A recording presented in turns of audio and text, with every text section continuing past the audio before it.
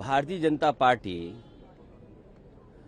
अपने मंत्रियों पे और संगे साथियों पर इसलिए दबाव नहीं बना पा रहे हैं और इस्तीफे का दबाव इसलिए नहीं बन पा रहा है क्योंकि वो जानते हैं अगर इस्तीफा दे दिया तो दबे हुए राज भी वो न खोल दें। इसलिए भारतीय जनता पार्टी अपने किसी संगी साथी मंत्री पर दबाव नहीं बना पा रहे हैं और वही कारण है जिसकी वजह से इस्तीफा नहीं हो रहा है। इस्तीफा देने वाले कहीं दबे हुए राज न खोल दें, इसलिए किसी का इस्तीफा नहीं हो रहा है।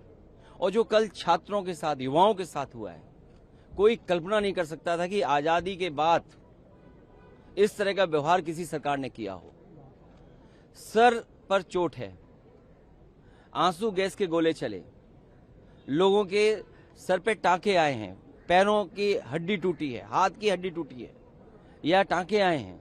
कई बच्चे जो दूर दूर से चल करके आए हैं, जिन्हें दिल्ली का रास्ता नहीं पता था, केवल सरकार के खिलाफ नाराज होकर के आए थे, उनके साथ जो व्यवहार हुआ है।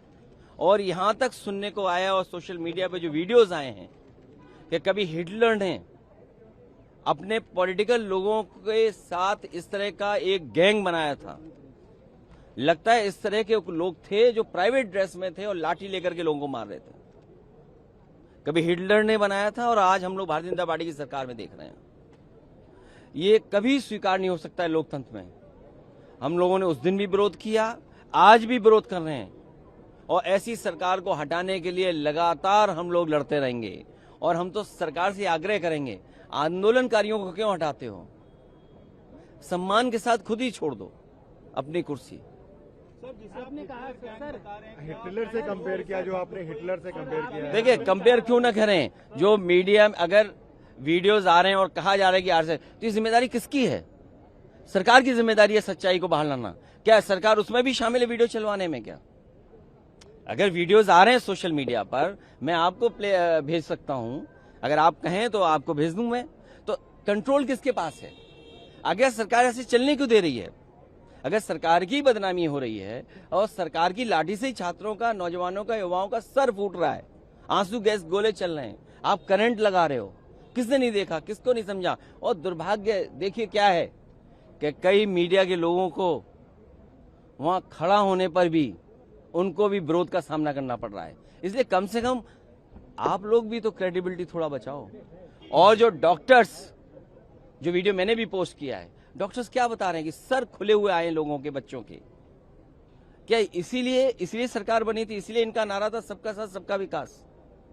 यही सबका साथ है और यही युवाओं के लिए संदेश है और यही विकसित भारत है, यही अमृत काल है। क्या यही विश्वगुरु बनने का रास्ता है? क्या आप छात्रों पर लाठी मारेंगे, आप नौकरी नहीं देंगे? और अगर नीट में हेरा फेरी हुई है, नीट का पेपर लीक हुआ है, तो किसकी जिम्मेदारी थी? ये सरकार की जिम्मेदारी थी और सरकार ने स्वीकार किया, इसीलिए तो नीट एग्जाम दोबारा किया। और ये केवल दिल्ली में नहीं हो रहा है, देश में जहां जहां भारतीय जनता पार्टी की सरकार है वहां पेपर लीक हो रहे हैं। और यूपी में तो 20 पेपर लीक हुए हैं, एक के बाद एक, और लगातार पेपर लीक हुए हैं। इसकी जिम्मेदारी किसकी है? इसलिए भारतीय जनता पार्टी अपने संगी साथी मंत्रियों पर कोई दबाव नहीं बना पा रही है, क्योंकि वो जानती है कि जिस समय उन पर दबाव बनाकर इस्तीफा लेंगे तो दबे खुचे राज भी वो मंत्री लोग खोल देंगे। सर क्या है दबा खुचा राज जो आप बार बार कह रहे हैं? कुछ तो हो गए, नहीं तो इस्तीफा क्यों नहीं दे रहे हैं? जब आप खुद दोबारा करा रहे हैं, आप परीक्षा दोबारा क्यों करा रहे हैं? इसीलिए करा रहे हैं कि पेपर लीक हुआ है। तो आप तो खुद ही स्वीकार कर रहे हैं कि पेपर लीक हुआ है। अगर पेपर लीक वाले पकड़े गए हैं, वो किन के साथी हैं, किन के संगी साथी हैं? सर मीटिंग सदन की नहीं चला, चर्चा की मांग कर रहे हैं। चर्चा हो और बात तो साफ हो। अच्छा, मंत्री जी को क्यों रोक रखा है? मंत्री जी को क्यों नहीं हटाते हो आप? भाई पेपर लीक हुआ है, करोड़ों परिवार उससे प्रभावित हुए हैं। कि यूपी में 4 लाख बच्चों ने लिखा, लगभग देश के पैमाने पे, इतने बड़े पैमाने पे लिखा, तो कितने करोड़ परिवार हो गए? तो आप क्यों स्वीकार नहीं कर रहे हैं? और क्या दबाव है जिसकी वजह से आप इस्तीफा नहीं ले पा रही हैं? बताइए। आप आंदोलनकारियों को हटा रहे हो, मीटिंग में प्रधानमंत्री जी की तरफ से कहा गया कि सख्त एक्शन लिया गया है, नीट एग्जाम में जो भी दोषी है उनको गिरफ्तार भी किया गया है और ये कलेक्टिव रिस्पॉन्सिबिलिटी है, तो क्या कहेंगे? ये कलेक्टिव रिस्पॉन्सिबिलिटी कैसे हो सकती है? ये सरकार की जिम्मेदारी है कि पेपर लीक ना हो। और उसके बाद अभी शिकायतें आ रही कि बच्चे जो अपनी ओएमआर शीट दिखा रहे हैं उसे बड़े पैमाने पे धोखाधड़ी हुई है उनके साथ, उसकी जिम्मेदारी किसकी है? क्रेडिबिलिटी कौन बेटर करेगा? क्रेडिबिलिटी कौन अपनी ठीक करेगा? और सोचिए आप, सदन में अभी भी नारे लगा रहे हैं दान चोरी के बाद भी। इससे ज्यादा शर्म की बात क्या हो सकती है? एसआईटी के बाद एसआईटी बन रही है, एसआईटी ने पोल खोली, कुछ राज खोल दिए, अभी और राज खोलने जा रहे हैं। भाई एसआईटी नहीं तो राज खोले, एसआईटी की वजह से ही तो जेल गए, दान में और चंदा चोरी में, चढ़ावे में।